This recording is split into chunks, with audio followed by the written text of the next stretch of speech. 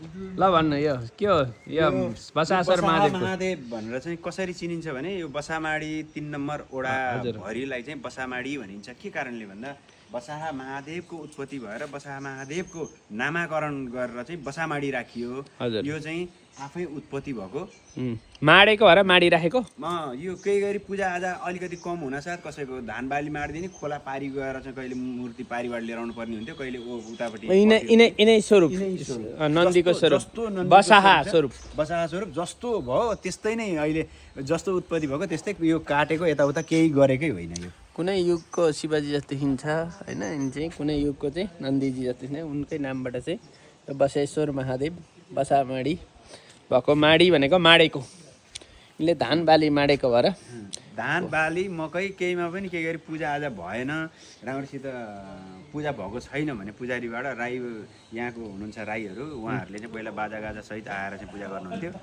त्यो बिस्तारै छुट्दै गयो, अहिले त्यो सबै माड्थे। अब अहिले चाहिँ अलिकति जागृत भएर अलि भइसकेको भएर होला अहिले चाहिँ त्यति माडेको थाहा छैन। हामी सानो हुँदाखेरि 3टा मूर्तिमा एउटा मूर्ति अर्को उहाँ हेरौँ ल यता पनि हेरौँ, यताको विषय भन्नु, यो रुखको विषय पनि भन्नुहोस्। यो रुखको त अब म जन्मिनुभन्दा कयौँ वर्ष के को रुख हो यो? यो पहिला सालको रुखमा पिपल उम्रेको, सालकोलाई छेडेर अनि साल खोइ त अहिले सुकिरहेको। ए सालको रुखमा पिपल हो यो? हजुर वन पिपल। हजुर वन पिपल यो कोटी सिमाला होइन, यो वन पिपल नै हो। यो अहिले पछि यतापट्टि आएको चाहिँ वन पिपल हो, यो चाहिँ होइन। यो ठुलो रुख चाहिँ यो चाहिँ के हो? यो ठुलो रुख, यो ठुलो रुख चाहिँ सिमल हो, के अरे पिपल हो। ए ठुलो रुख चाहिँ पिपल वन पिपल, ठुलो रुख पिपल, यो सानो रुख वन पिपल। पहिला यहाँ चाहिँ सालको रुख थियो, सालको रुखमा चाहिँ छेडेर सालको रुखको बिचबाट छेडेर यहाँ चाहिँ यो सालको माथि चढ्ने हो भने मान्छे माथि चढ्नै सक्दैन कि, मै हुँ भन्ने मान्छे पनि माथि जान्छ। यो चाहिँ यहाँ यो चाहिँ एकदम रुखमै चाहिँ शिवजीको नित्य निवास भएको र सालको रुखमा छेडेर बर पिपलले सालको रुखमा नि ऊ भएको बसेश्वर महादेवमा चाहिँ आज म यहाँ दर्शन गर्न आएको थिएँ। यो चाहिँ कङ्काल जस्तो चाहिँ पत्थरहरू चाहिँ यहाँ मूर्तिहरू किलाहरूमा छन्। चाहिँ शिवजीको विशेष कृपा युक्त क्षेत्रमा आज यहाँको भक्तगणहरूको दर्शन गर्न यसो शिवजीको मन्दिर पनि बसेश्वर महादेव चाहिँ मन्दिरबाट नामाकरण भएको कारणले आज यसो दर्शन गर्न आएको थिएँ म।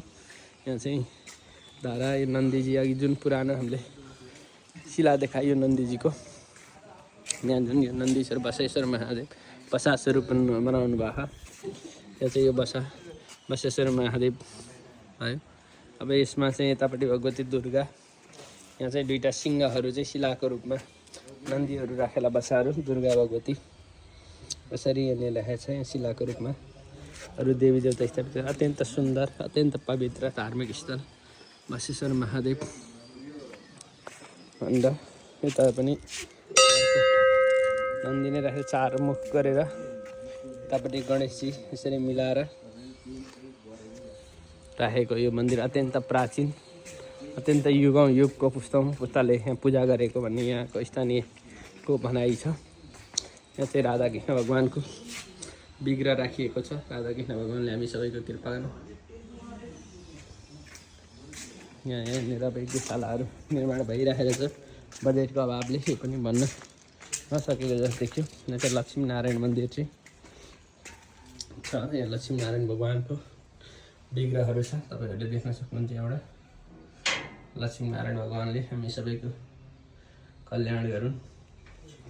लक्ष्मीनारायण भगवान चाहिँ हजुरहरूलाई खोलेर देख्नु लक्ष्मीनारायण भगवानको विग्रह अत्यन्त शक्तिशाली। लक्ष्मीनारायण भगवान चाहिँ नारायण चाहिँ यसो खुट्टा उचाल्ने बस्नु भएर सत्यनारायण जस्तो देखिन्छ।